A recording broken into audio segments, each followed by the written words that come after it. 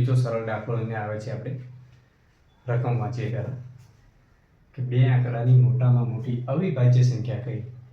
અવિભાજ્ય પૂછ્યું, કોઈ ઉતાવળ કરવા નથી. પરીક્ષામાં તમને એવું લાગે કે આવા પ્રશ્નો તમને આવડે, કેવું લાગે? આવડે, સરળ છે, એકદમ સરળ છે કે આ તો બીજા ધોરણવાળાને પણ આવડે. વાત તમારી 100%ની છે, પણ તમે ક્યાં ભૂલ કરો છો?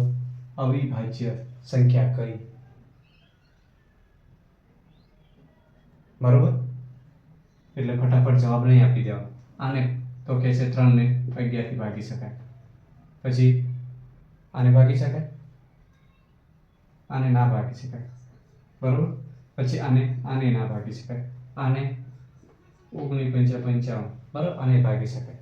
તો શું કીધું છે આપણે? મોટામાં મોટી કઈ બે આંકડાની.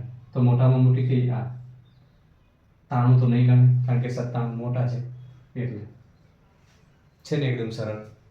કોઈ ઉતાવળ કરવાની નથી, પહેલા રકમ પૂરી વાંચવાની છે કે શું કહેવા માંગે છે. ભલે સહેલો હોય,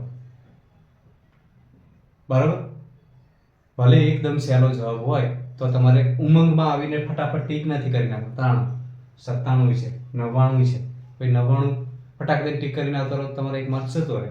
બરાબર, બે આંકડાની મોટામાં મોટી અવિભાજ્ય સંખ્યા કઈ? તો 97. બે આંકડાની પૂછ્યું, 3 આંકડાની નથી. તો 97 જવાબ આવશે. તો એકદમ આવા સરળ દાખલા જોવા માટે, શીખવા માટે ચેનલ સબસ્ક્રાઇબ કરો, કમેન્ટ કરો, શેર કરો. જય હિન્દ, જય ભારત.